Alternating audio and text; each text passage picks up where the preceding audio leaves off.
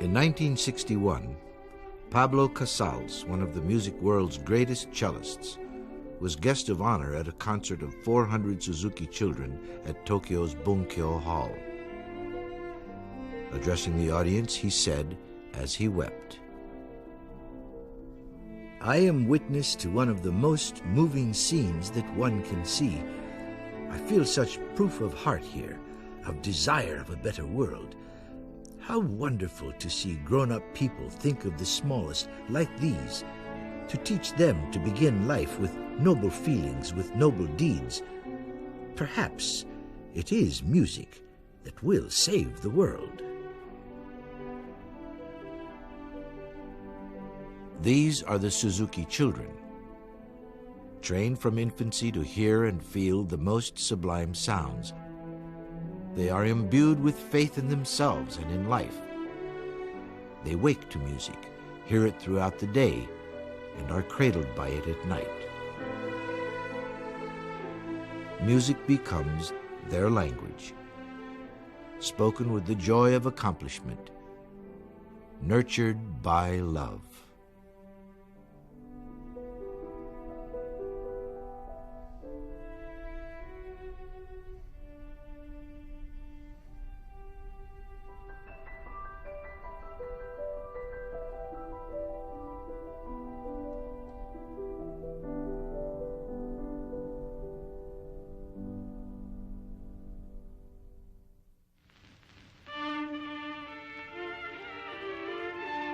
In 1929, at age 31, while playing with his Suzuki Quartet, Shinichi Suzuki thought of something so obvious no one gave it a second thought. Infants of every nationality utter the same sounds, yet in a few years, each masters the intricacies of the mother tongue. This revelation led Suzuki to explore the potential of environment. In the beginning, his first students shared one tiny violin. Today, Dr. Suzuki's teaching methods have indelibly touched hundreds of thousands of families throughout the world. Well, in 1958, I went to an American String Teachers Association meeting at Oberlin. And following the meeting, one of the teachers at Oberlin brought in a Japanese pre-ministerial student who was there, and he said, "This young man has a film from Japan which he'd like to show. Would you like to see it?" So three of us, Clifford Cook, Robert Klotman, and I, looked at this film, which showed about 750 Japanese children playing the Bach Double Concerto together. And as an old veteran string teacher, I was quite skeptical, and I asked him many questions about it. He said, "Well, if you believe these children aren't doing what they seem to on the film, why don't you go to Japan and find out, because no American teacher has been there so far." So in 1959, I took a trip to Japan. I guess one tends to remember first experiences, but when I got off the plane at Haneda Airport and drove into Yokohama, I was greeted at the door by about 275 children playing the Vivaldi G minor concerto. And of course, I have to say, the tears just came to my eyes. I mean, I couldn't believe the sound I was hearing. And I was used to teaching violin and hearing the somewhat scrubby sounds of beginning mixed string classes in this country, and that sound was unforgettable. Suzuki spent many years developing his theories on talent education. He describes his method as a fledgling nightingale is taken from the nest of wild birds and placed in the company of a master bird. He listens to the warbling of the master bird, and within a month, he is singing just as beautifully. So it is with children.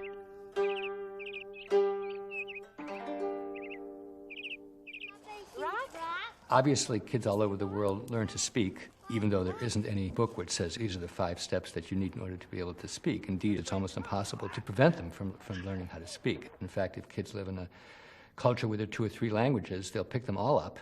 And indeed, if the mother only speaks one language and the aunt only speaks another, they'll direct the language appropriately to those 2 people. I'm sure many people through the history of the world have hypothesized that you could learn other things the way you learn language, if you're bathed in it, if it's part of a natural intercourse among people. But the difference with Suzuki is he took this idea very seriously. When he researched this himself, he began to really pinpoint the steps that go into language learning. And he discovered some very specific things which he then incorporated into the approach for teaching the violin. It's really a very simple procedure that goes on the way children learn to speak. Suzuki's mother tongue method uncovered a direct correlation between language learning and talent education. As with speech, music learning begins at a very early age when the mind is most receptive. Young children naturally possess an insatiable thirst for learning, which has the potential to develop into great ability. Talent education, just like language development, is dependent on parental involvement. Early on, the parent learns to play the instrument along with the child, stimulating the child's desire to imitate. As the child's desire to play grows, parental support and praise remain critical to the child's overall development. In a spoken world, the sights and sounds of the surrounding environment motivate children to produce their own sound. Shaping the environment with music is equally essential in developing the child's desire to create music. The process of creating any sound relies on developing the ear. This underscores the importance of listening to music while learning to play. For instance, Suzuki students regularly listen to expert recordings and are encouraged to imitate what they hear. The success of these concepts lies in the understanding that all children can learn. This concept is grounded in the belief that all children, not just the talented, or those genetically gifted, or the musically inclined, but all children can learn.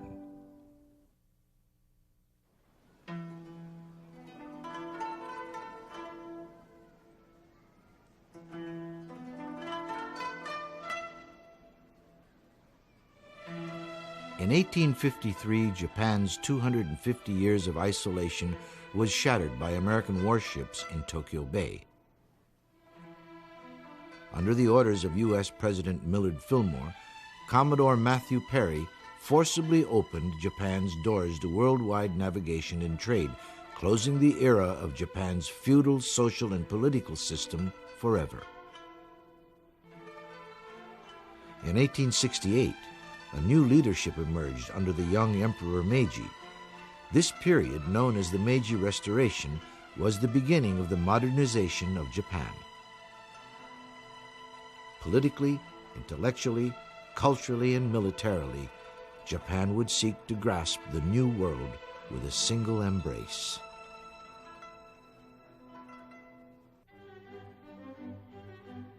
Art was to become one of the most compelling and exciting imports to Japan.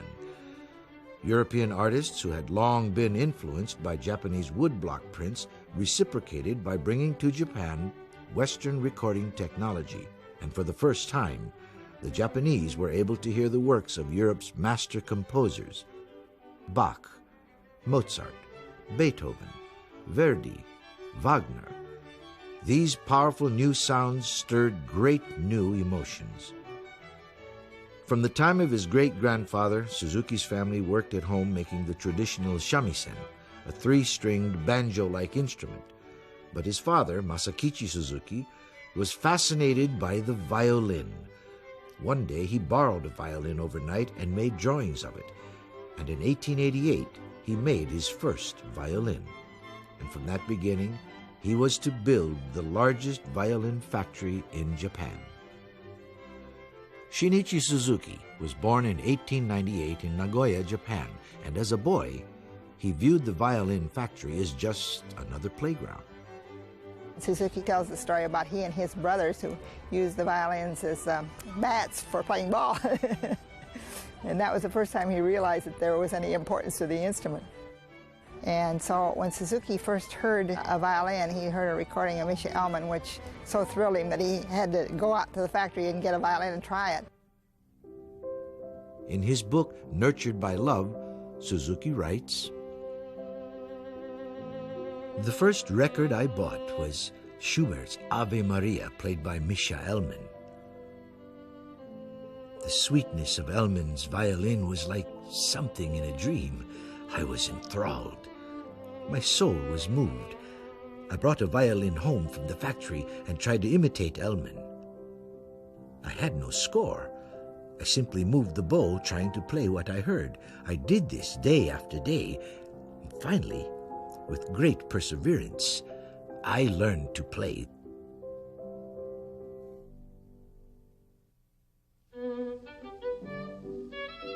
When Shinichi Suzuki was 20, he met a gentleman who was once a schoolmate of the Marquis of Tokugawa, a direct descendant of the Tokugawa shogun. Suzuki was invited to join the Marquis's biological research team.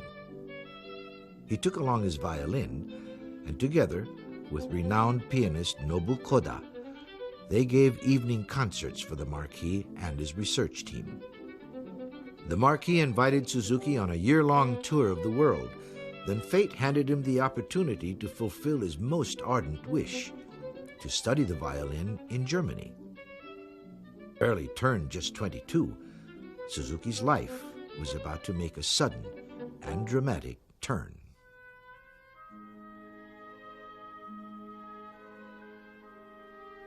World War I had left Germany in chaos. Its people faced hunger and catastrophic inflation. But rising above it was Berlin, the cultural mecca of Central Europe.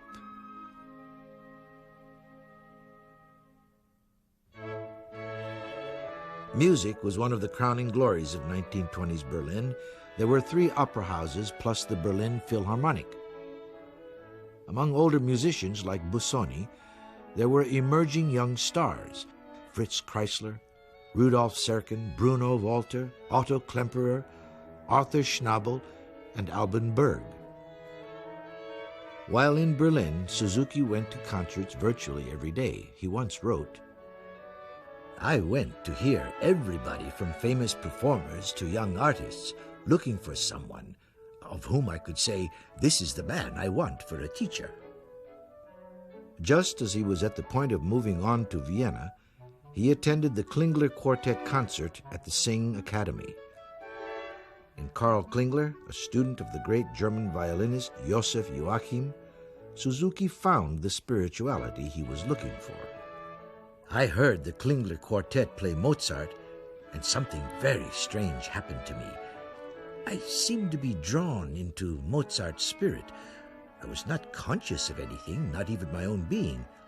Sublime, ecstatic joy had taken over my spirit.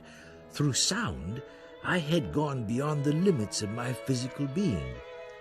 Without introduction, and in English, I hadn't yet learned German, I wrote Klingler a note. Please, take me as your pupil.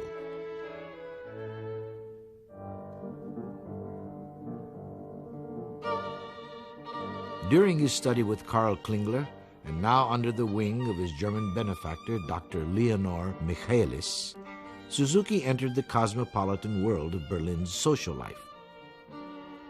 But Michaelis would leave Germany because of the rising tide of anti-Semitism. So he entrusted the care of young Suzuki to a personal friend, Dr. Albert Einstein. A violinist himself since the age of 6, Einstein would soon include Suzuki among his circle of friends. At a dinner party one evening, Suzuki was asked by Einstein to play. After listening to him play the Bruch Concerto, an elderly lady remarked, "I really can't understand it. Suzuki grew up in Japan in a completely different environment. In spite of that, his performance clearly expressed to me the Germanness of Bruch. Is such a thing possible?" Dr. Einstein replied, "Madam, people are all the same."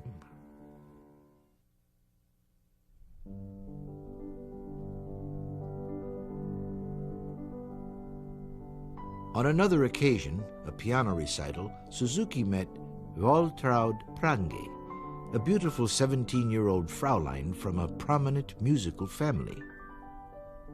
In one of these home concerts we met. He was invited, I was invited, and Suzuki was there. And then he said, could he take me home? And I thought, well, yes. So then he took me home and he said he wants to meet my family. And I told him, well, my father is deceased, but he is welcome to meet my mother, brother, and sister. And so he came the very next day. And then he came very, very open, you see. And we had home concerts too. My brother played the violin, my sister piano, and I was singing. So Suzuki liked that very much. During their courtship, Waltraud and Shinichi went to concerts together almost every night and were serenaded by some of the world's greatest musicians. Our whole family liked him very, very much, you see. And after 5 years, when we decided to get married, you know, my mother was, in a way she was pleased, in another way she was very sad that I go so far away. And we didn't know anything about Japan, you see.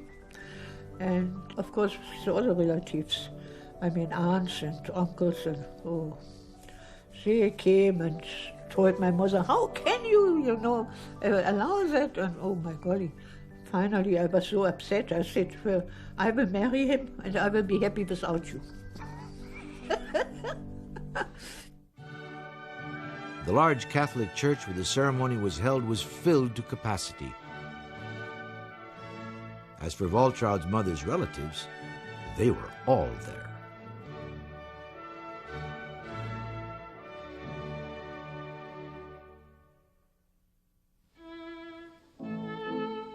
Only 4 months after the wedding, a cable arrived asking the newlyweds to return to Japan. When they arrived in Nagoya, the entire family, except for Suzuki's parents, was at the station to welcome them. Waltraud, who didn't know a word of Japanese, just tried to smile. The Japan the Suzukis returned to was deep in economic depression. Almost simultaneously, Suzuki's mother died. His father lost his money in the great stock market crash of 1929, and virtually their entire world collapsed. Throughout the Depression, Suzuki earned a modest living through music. He formed a respected family quartet and would tour with his brothers. He gave violin lessons to young students, and like the cultural ambassadors of the Meiji era, he shared his knowledge of Western music with all of Japan. It was during this period, before World War II, that Suzuki would first identify the educational principles that would become the central focus of his life.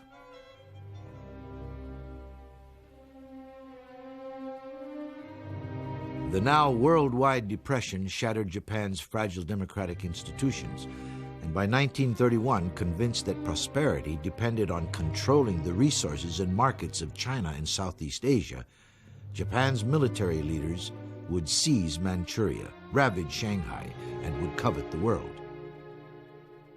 The only remaining obstacle to Japan's drive for control over all of Asia was the United States.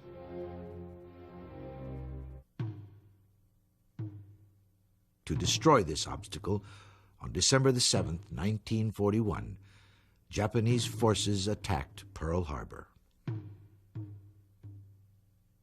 Finally, August of 1945, the world's first atomic bomb was dropped on Hiroshima, and then again on Nagasaki. 200,000 people were killed in a moment. Japan unconditionally surrenders.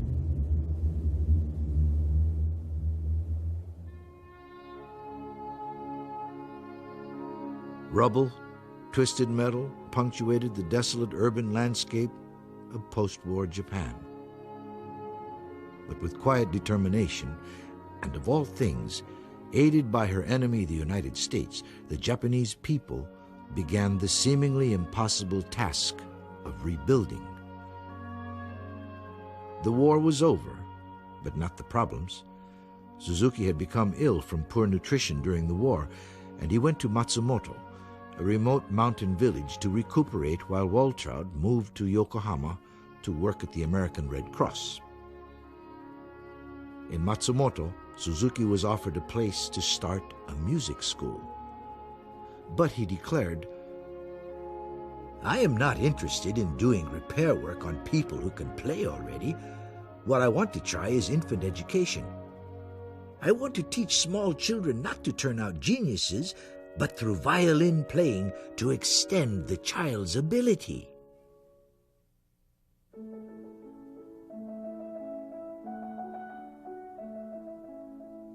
In very young children, Suzuki recognized hope for his country and for humanity. He saw an opportunity to start fresh, not on the repair of previously learned mistakes, but on the blank pages of innocent young minds. His approach to talent education would come from that single, unforgettable insight he had before the war when he realized every Japanese child speaks Japanese. Speaking fluent Japanese requires a very high ability, but a 6-year-old has already learned 3,000 words and speaks with greatest ease. In that moment, Suzuki realized that born within every child was an extraordinary capacity to learn a universe of knowledge, language, mathematics, music. If he could find a way to unlock their potential, he could bring to all children a way to help them fulfill that potential. Suzuki exclaimed, "What a wonderful discovery it was for me that day! My study of man and talent, as well as my quest for the mother tongue approach to music, began."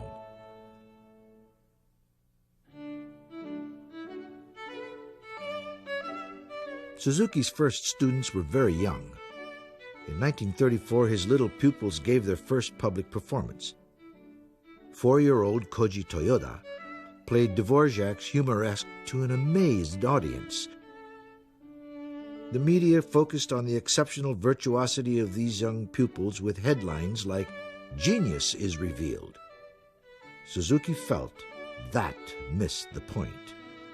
He said, "All children can learn. In our school, they are accepted on their willingness to participate. We have no entrance exams." During the war, music studies were interrupted. Koji Toyoda and his family left Tokyo to escape the bombing, but when the war was over, Suzuki learned that Koji's parents had been killed. Going to great lengths to find the boy, the Suzukis took Koji, now a teenager, home and made him a part of their family. That's a very difficult time with war.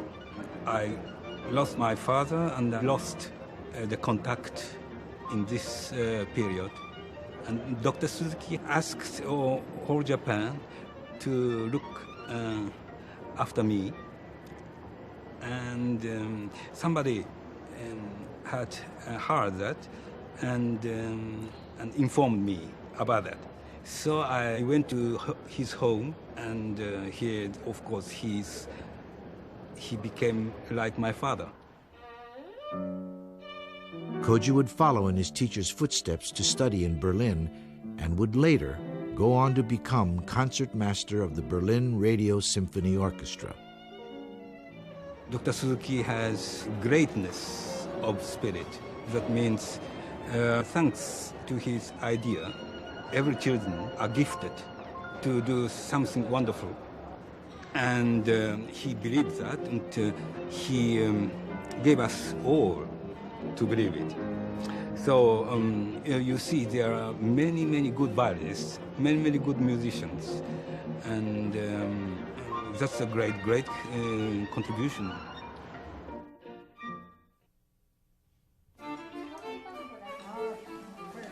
Waltraud has been with Shinichi through sickness and health and through many painful separations during the war, and he remains to this day her ideal.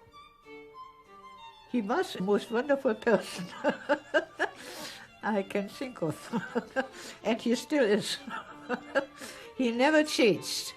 And this is, you know, I went through 2 wars, 2 world wars, and I have seen people change so much.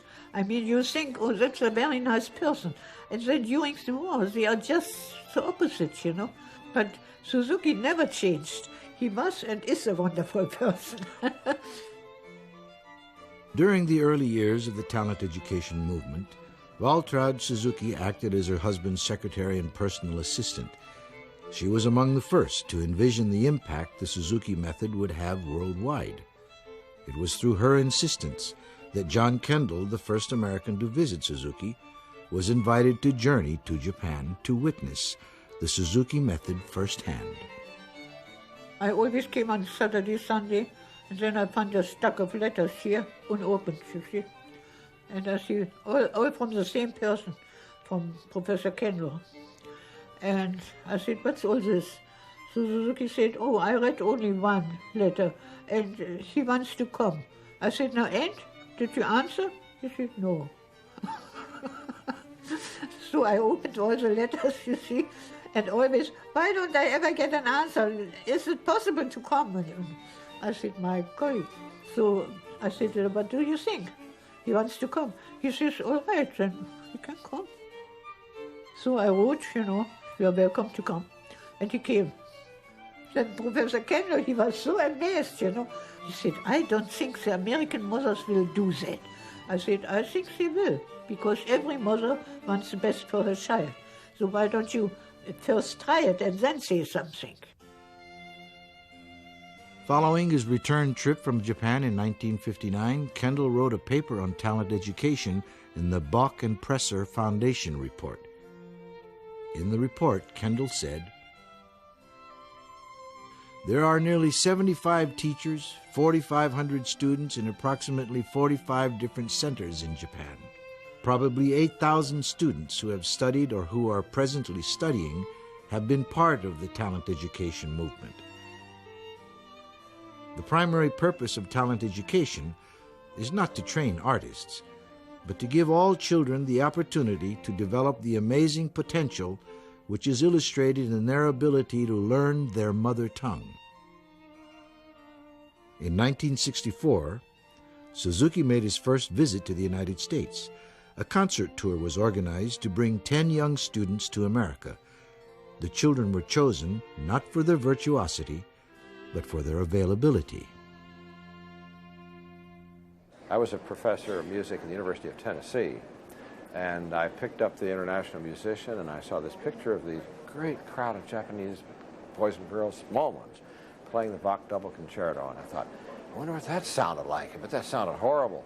So I went to the 1964 Music Educators Conference, in which they had invited Suzuki to bring 10 children over to perform. And then when those children played, I just said, we've got to find out all that we can about this. He had a little 7-year-old, for instance, get up and play Veracini Sonata, and I happened to be playing the Veracini Sonata myself on recitals that year, and I listened in amazement, thinking she's playing that almost as well as I am, and she's 7 years old, and I haven't a child I've ever taught who could do this. Their tone was so magnificent. A great lump came in my throat because it was so, even to think about it, it sort of gives one a chills, because there just never had been anything like that. If it hadn't been for Dr. Suzuki, I never would have had the opportunity of seeing what wonderful things children can do. The bow flies away, the mother picks it up. This was how Suzuki described the essence of early talent education. All children whose families were willing to invest their time and effort in a better future for them could be educated to have a noble mind and splendid ability. I think one of the most important things that he has done up to this point is give us the insight that every child can learn. So many times we say that, that child, well, they have a problem, they can't do this, but every child can, and he's proven it with children who are handicapped, with unbelievable handicaps. Suzuki found proof of his beliefs in a 6-year-old girl who had suffered from infantile paralysis. She couldn't hold the bow for very long before her right arm and hand would twitch violently and the bow would fly out of her hand. The bow flies away. The mother picks it up. Within 6 months, through the infinite patience of the mother and the teacher, The child was able to play Twinkle, Twinkle, Little Star all the way through, and as she gained control of her right side, gradually she could move normally.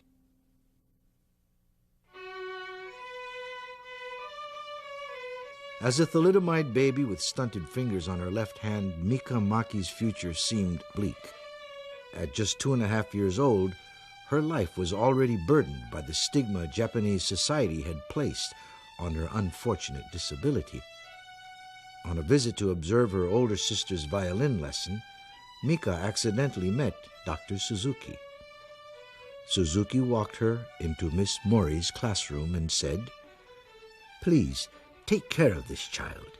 Make her great."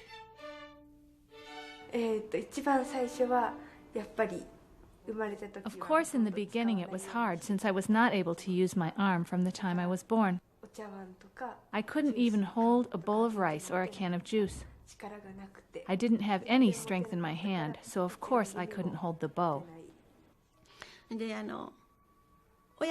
I remember one time while Mika and her mother were commuting to our school, the bus suddenly jolted.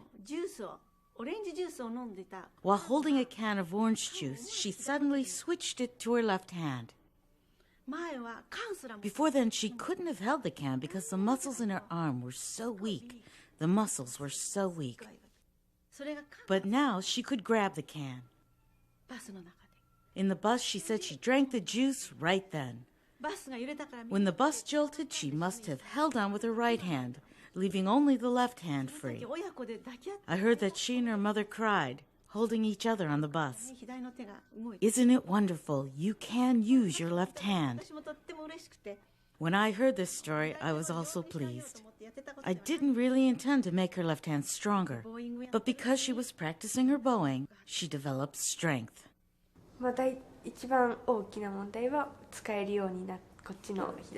biggest change in my life was being able to use my left hand freely. Emotionally and psychologically, I was always hiding my hand in front of people. I spent much of the time crying.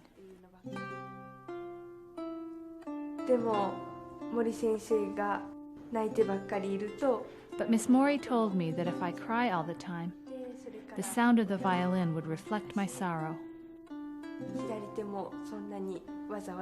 Since then, I began to laugh more often. I stopped hiding my hand and began to use it naturally. Also, things I thought I couldn't do before, by practicing, by repeating them over and over, like the violin. I proved to myself that I could accomplish anything. Dr. Suzuki is fond of saying that his method is for the good of all children. As far as I know, Suzuki never studied psychology formally, and yet he has a kind of intuitive understanding of kids, which I find very, very unusual. He arrived at something which, on the one hand, really respected children for who they are, didn't try to make them into something else, but yet on the other hand, really got them to appreciate and to perform music in a way which we who don't know about Suzuki might not have thought was possible. He respects the person. He recognizes what they have inside, and he tries to bring it out.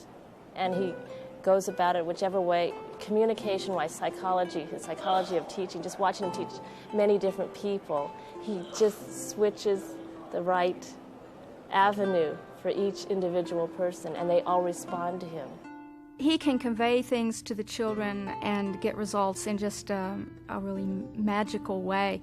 And I think his teaching is effective not just in that he can get these magnificent results, he gives them something for keeps. And it really becomes, in a way, a life-changing or very momentous occasion.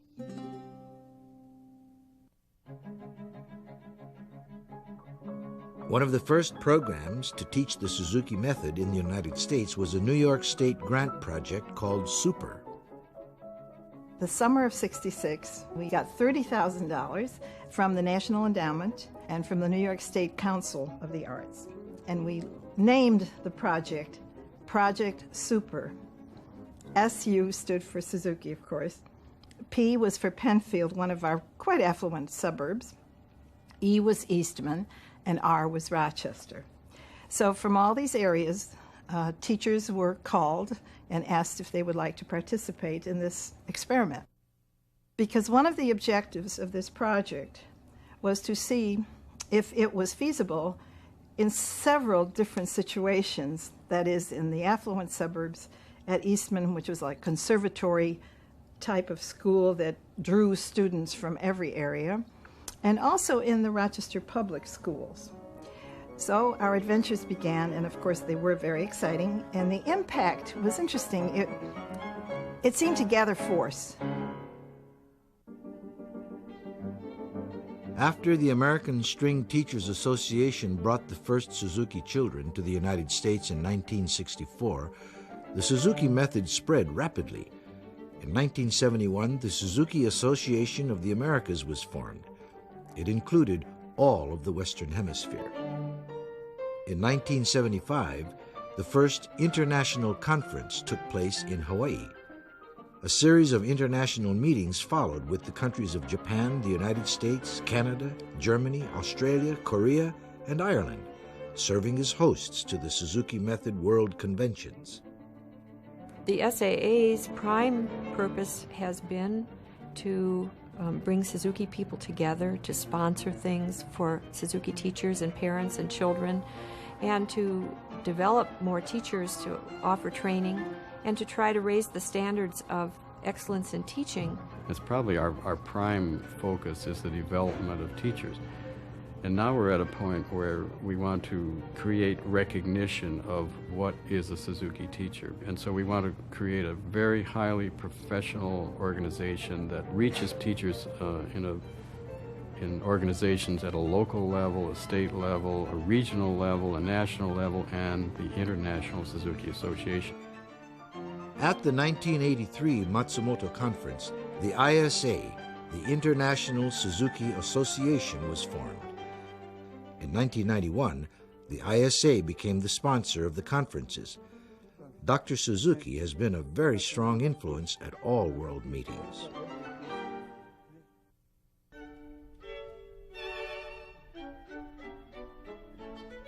After World War II, America viewed Japan as a source for cheap miniaturized goods and inexpensive cameras.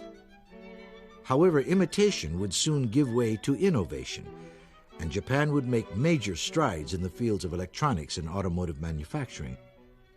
And imitation was considered an early step toward creative development. Everything we know about the mind of the young child is the young child likes to imitate, likes to get better, and I think it's a perfectly valid approach. I would not dismiss any approach just because it has a fair amount of imitation in it. In the Western civilization, the idea of copying has gotten a bad name over the years. But in all honesty, in the Renaissance, in different art forms, in ballet, in art, copying was a means, what was part of the process.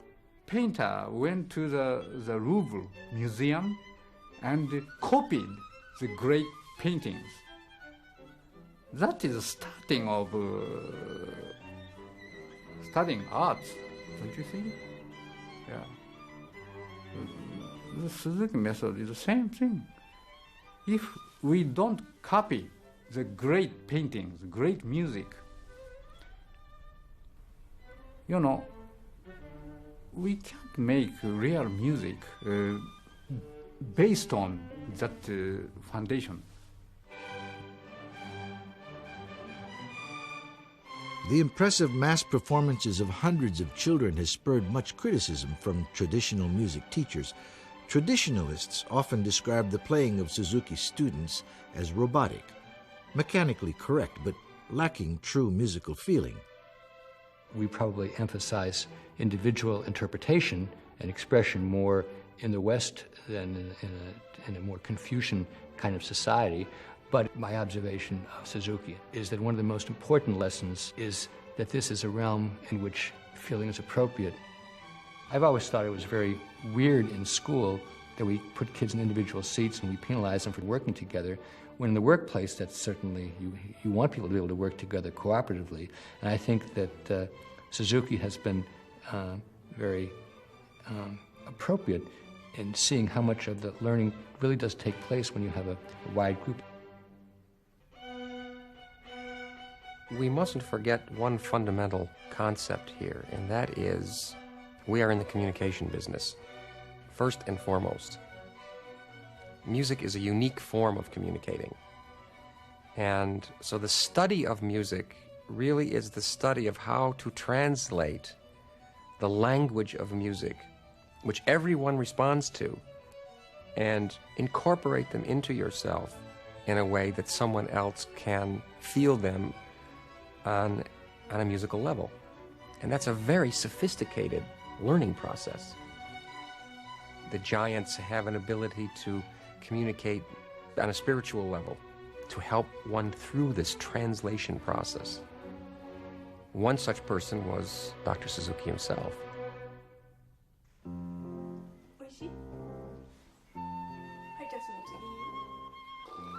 Mass concerts have also been equated with mass production. Yes, Suzuki often uses group lessons to help children learn by example, but training is still individual in the classroom and at home. I believe that the heart of Suzuki instruction is individual. Dr. Suzuki believes very much in the individual child's ability, in not measuring that child against any other child. Your best yardstick for measurement is that child himself or herself. The instruction even has its own support system. The parent, who is the home teacher, is right there in that private lesson situation, so that can hardly be anything I can think of that's more individual. The advantage for the children of playing together in groups is the support they get from one another and the fun that they have. This repetition, whether it's performance or a group class, is not the heart of their instruction, but it allows permanence through exercise. You get the instruction yourself, but you're seeing somebody else get taught, and you're hearing these ideas being processed, and you see how it happens for them. And this accumulates into a bank of experience that you haven't lived long enough to have done that many times yourself. All those things take seed. And then with the watering of the individual instruction, they begin to grow, and pretty soon they've bloomed, and you have something wonderful.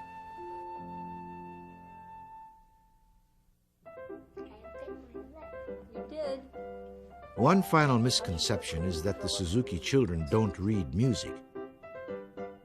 Instead of etudes and scales, Suzuki studies begin with real music.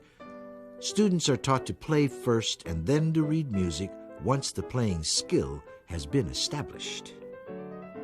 A lot of traditional teachers don't understand much about Suzuki method, and they feel that the kids never learn to read music. That's the biggest criticism.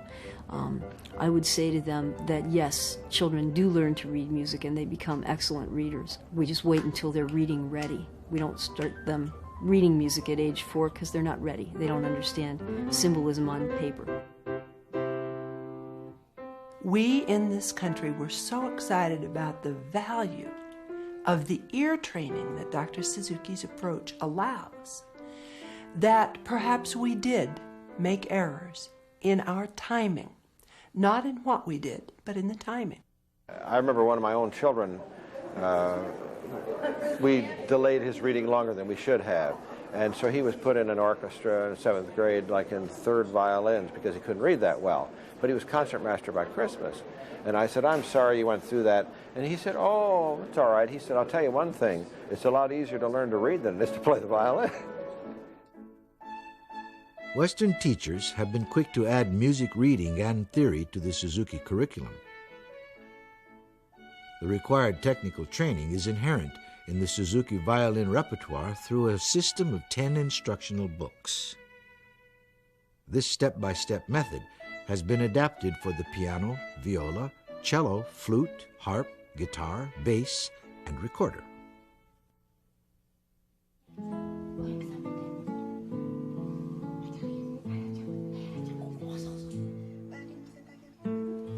The basic tenets of the mother tongue method differ from traditional methods on a number of levels. Unlike methods which often wait until the age of 9 before training begins, The Suzuki method is known for the enormous progress which occurs with students as young as 2 and 3. Well, one of the things we know now from lots of research is that the human brain is extremely flexible in the first months and years of life, and the kinds of connections that can be made, and even the number of connections that can be made, is intricately tied to the richness of the experience that the organism has. So what a rich kind of bathing, which is the way I think about Suzuki and music, is in the early years of life, is it's sort of a daily tonic for the nervous system, and that investment in early age is very, very profound. Suzuki intuitively knew that 50 years ago, and that comes about if the attitudes are developed in the first 3 years of life. So that's why I feel it is so important that we look beyond what has happened in the Suzuki music field and take these ideas into the whole child's education. All Suzuki students begin their training by learning the international bow. This signals the beginning of the lesson and demonstrates respect between the teacher and the student. The child is then taught to stand quietly and focused through a full chorus of Twinkle, Twinkle, Little Star. By the time Suzuki students have studied for several years, they have memorized 2 or 3 hours of music, and the numerous pieces are refined and remain at the students' fingertips. That's a low sound. Yeah, let me hear it. In traditional instruction, ear training is often delayed until the child is fluent in musical notation, but the Suzuki method teaches pitch recognition and rhythm from the very first lesson. I think it's the most important thing, the training of the listening, of learning how to listen to music and how to listen to yourself. And I think having a lot of ear training early on in music lessons is very good, because we need to learn to listen, not only to other people, but we need to learn to listen to ourselves, so that what we're playing is what we mean from inside. A strings, go. Do I get to now? Yeah, go ahead. Though most educators agree that introducing music into the environment at infancy is a positive gesture, Suzuki equates early exposure to music as planting the seed of ability. Parental involvement in this environment further differentiates the Suzuki method from traditional thinking. It's a total three-way proposition between the teacher and the parent and the student, and that gives a lot of strength to it. And it also gives a uniqueness to this movement which is not always there in traditional teaching. My colleagues used to say, if you could just keep those parents out of this, I might be able to teach the kid. And that's a way of thinking about which is quite inimical to our approach, which is you get everybody involved in a common purpose. Well, what it was, I mean, our life was what Suzuki is talking about is music from before birth and after birth, and I saw it happen. I didn't ever think of being any different, but this must have been in about 62. Bill, he would have been 3 years old, and his little brother would have been 1, and they were watching Captain Kangaroo in the living room, and I was working in the kitchen, and all of a sudden I heard all this yelling and come quick, and so I came in and I saw this original film from Japan, and I had been a traditional teacher for quite a while by this time, and so then it was like like a James Bond movie, being a spy, trying to find out how to find out about this method. From the ages of about 5 to 8, I suppose, it was something fun to do. I mean, I did that. I also went out in the backyard and played ball and broke windows and all the other things that kids do. I did enjoy the sound, and also I think the social aspect of it, the positive approach, encouragement and gentility, if you will, is something that I think my parents related to very well, not only as music teachers, but in parenting. I think one of the leading things that makes the Suzuki method different and so successful is the many ways it motivates the child. And there can be no better motivation than knowing that your parents think that you're really doing something wonderful. And of course that's shaped my life. The guiding principle of talent education is character first, then ability. The goal is not to create a professional musician, but to create a better human being. I feel that any parent involved with what their child does in the nurturing stages keeps them growing as a person. As a teacher, that makes my job much easier to know that the child is hopefully working on what they should work on at home and then come back to the lesson prepared. One of my roles at the beginning of the year is to make it clear to their parent that they may not have musical experience, but they can still take on this project as long as they have time to spend with their child at home. And I think that's something we still keep working on because people are so involved and overworked that finding time, quality time to work with their children is one of my primary goals as a teacher. Right now, just think about you and the chair. Being the type of child my daughter is, it makes me have to look at our relationship and the struggles that I see with us. When we're having struggles with the cello, we're usually struggling outside of there. So for me, it teaches me a lot about myself, and it makes me have to be more flexible. I look at it in several different ways. First of all, what I think it does is help her to be disciplined, and I think she really needs that. And I think most children need to learn that there's something in life you consistently have to do. And it also teaches them that to be good at something, many times you can become good by simply repeating it over and over. And so to me, I don't care if she plays in the symphony orchestra. I mean, that's one of her goals among many other ones. But to me, if she can just play for relaxation when she's older, or play for her own pleasure, or play if she has children for them, it would be well worth it. Suzuki says, everyone concerned with the development of the child must be of one mind and one spirit. The child will absorb something of the feeling, grow to be more feeling adults, and consequently make a kinder and better world within his or her reach. Music is like Bible. Musicians are missionary. Dr. Suzuki must have been acting as a great missionary to convey God's word.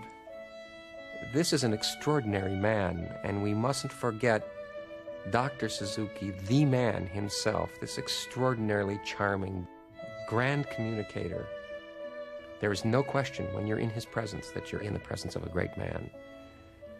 It's the communication that was the genesis of this whole movement, to communicate with young people in a war-torn country, to do something with their parents that would bond them and make their world a little bit more beautiful. That's what it's all about, and that's what must prevail.